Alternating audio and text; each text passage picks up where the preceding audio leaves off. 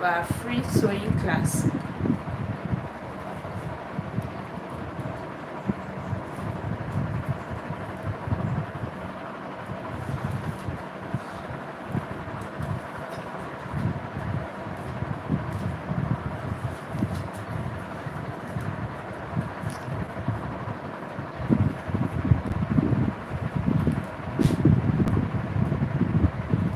Welcome to class.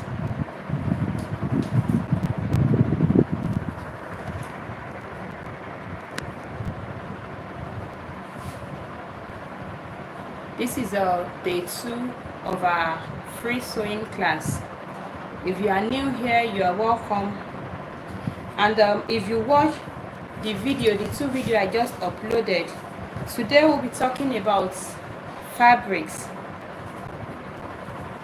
We'll be talking about fabrics and the type of fabrics you need to know, the common ones. There are a lot of fabrics, and the way I group them, there are some that are natural, some are artificial or synthetic, but we don't really need that. What I want you to know is, okay, if I go to the market, what material will I see? How do I know them? How do I differentiate them? So when you watch those videos, the 2 videos I just uploaded, you see the way they are, their names, the common fabrics. Now I have some questions here that I want to answer, and one of the questions says, how do I know which fabric to use for a specific style or designs? Now there is this common thing online that you see that what I ordered versus what I got. That means this is the style I want a tailor to sew for me, and this is what I got. Most times, apart from the fact that maybe there might be error in the measurements, there might be error in whatever, most times wrong fabric, it's the cause. So when you see a style, you need to be able to figure that, okay, if I use crepe for this style, will it come out well? If I use velvet, will it come out well? So the knowledge of fabric is so important. Now, how do you know which fabric is good for a style? The first thing is you look at the style and what is the structure. If you have a gown that is clingy, that is hugging the body, then you should know that it's either you must use a material that is stretchy, for example, a jersey or a knit. If you watch those videos, you understand what jersey is and what knit is. Or maybe a velvet, because velvet too can be stretchy. So we must learn to know. You look at the structure. Is it dripping? Is the material flowing? If you need a flowing gown, if you need a flowing skirt, then chiffon might be what you will use. So you need to look at the structure of the garment. Now, if for a jacket or a shirt is a material or a style that for a jacket, you know a jacket needs to stand well. So you can use a cotton, you can use denim, that is a jean material. So first and foremost, for you to know the type of fabric to use, then you must check the structure of your whatever you want to sew. Is it draping? What's the thickness? What do you think? So that is the first thing that will help you to determine that, okay, let me use satin for this time, let me use cotton for this one. And then with time, as you keep sewing, you get to understand more of the fabric. And I must say at this point that for you to know more about fabric, especially if you're a beginner, anytime you go to the market and you see any fabric, ask those that are selling. Most of them, they are very good because they've been doing the business for a long time. So ask them, this material, what is it called? This one, what is it called? Feel the texture. When you feel them, when you touch them, then it will help you to know, okay, you'll be building your fabric knowledge. You know what this fabric is, the different type of fabric, then you feel them. Like now that you've learned about satin, there are different type of satin. Different type. I just don't want to bore you with the different type. That's why I just put them silk/satin. Like the satin that you will use to sew a nightwear is different from the one you will use to sew a wedding gown.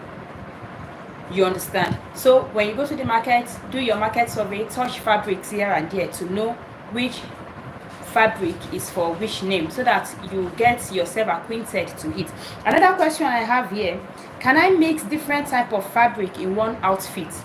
For example, you want to make an outfit. Is it possible to mix cotton with satin or with velvet? Yes, sometimes it is possible, but you have to make sure that the difference in texture or in thickness of your material are not too different. For example, you will have seen outfits where you mix Ankara with lace. It is possible, but number one, the whatever you are mixing, the colors must not, like if you are mixing, let's say, white and black, the color must not bleach.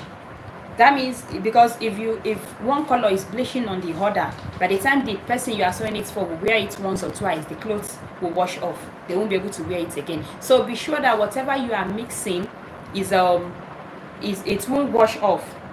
And also you must be sure that how do I put it now? They are not too different in the way that one will affect the other. For example, not mixing a stretchy material with a non-stretchy material. As a beginner, please don't do it until you are good. If you are not too good, a stretchy material and a non-stretchy material will give you a whole lot of headache. It's not that it's not possible for you to mix it, but don't do it as a beginner. But yes, the answer is it is possible to mix 2-3 different type of materials together, but you must know what you are doing. You must know that, okay, this material, if I wash it with detergent, it will not bleach on the other one. And you understand, there are so many. Then also the ironing, for cotton can take hot iron, but for something like any other material might not take that much. So you have to take all those things into consideration. All right, let's go to the next question I have here. What fabric is best for beginner to start sewing with? As a beginner, you want to start sewing. There are some fabrics that are so difficult to work with. One of it is chiffon. If you are not good to cut chiffon, will give you a whole lot of headache. But the best material to start sewing with is cotton. Cotton is stable. When you cut it, it will stay. But like chiffon and every other one, velvet, you have to be good at it, because like velvet, if you change the orientation, it won't give you what you want. So you must know what you are doing to work with some of the materials. But if you want to start, I would advise that start with cotton. Cotton is your best bet. Anywhere you put cotton will stay. Okay, I have another one here.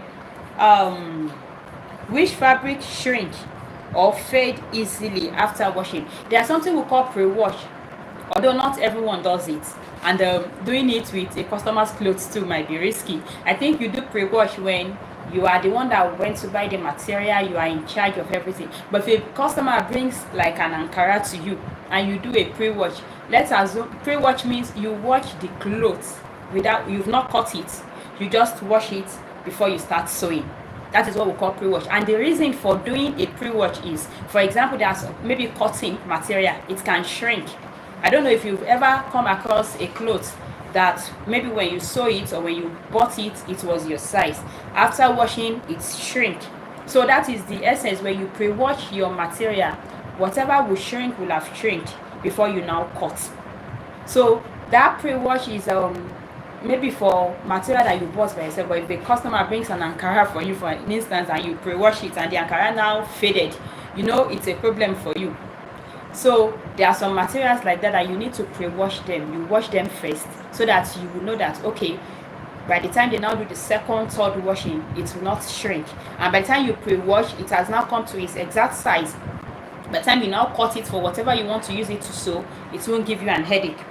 So for you to know which material will shrink or fade, cotton, linen, and some wax prints, some Ankara, cotton, linen, and some Ankara might shrink or wash when you pre-wash them.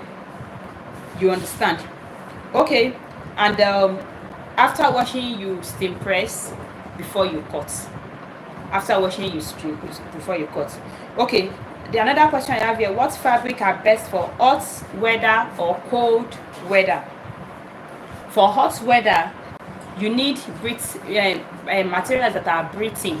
For example, cotton.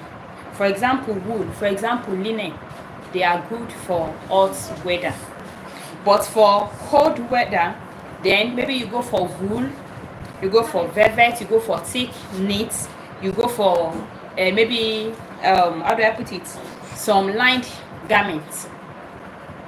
So you have to know which material is good for cold weather and hot weather. For example, if you are in production line, you must know what and what to sew, what and what people will buy. Is it cold season? What am I producing? If you produce some material, for example, during cold season, you now want to sew like chiffon tops. People will be so cold, they might not buy it. You know, during heat season, chiffon will work. During cold season, jackets that are made with cotton or wool is your best bet. Okay, I have another one. Can I sew stretchy material like jersey? I told you jersey is a stretchy material. Can I use my regular sewing machine, my straight stitch sewing machine, to sew a stretchy material? The answer is yes. However, there are some sewing needle that you need to get. There are needle for stretchy material. Yes, and sometimes you might even need them to set your machine so well for you so that you can sew stretchy material. But you can use your normal sewing machine to sew. You can use your normal sewing machine to sew stretchy material. It is possible. But if you are in the production line, I showed you some machine yesterday. You see the 4-thread overlock machine and the 5-thread overlock machine. They are actually the best for jerseys, for knit fabric. If you are in production, those are one of the machines I want you to get. You see, 5-thread sewing machine and 4-thread sewing machine. They are very good for stretchy material. But yes, you can use your normal sewing machine to sew stretchy material. Okay, now I want to sew a fitted female dress. Which material is the best? Jersey is the best. Is your best bet. When you sew jersey, it's actually it can sew it tight and fitted. All right, another question I have here. How do I handle slippery fabrics like satin or chiffon while sewing? I want to sew chiffon, I want to sew satin, and they are slippery. How do I handle them? That is where you need your pin. I showed pins yesterday. For a beginner, your pin is actually one of the best investments you can ever have or you can ever do. You need a pin. The straight pin, it's very good. When we start sewing, I will teach you how to do or what to do using pin.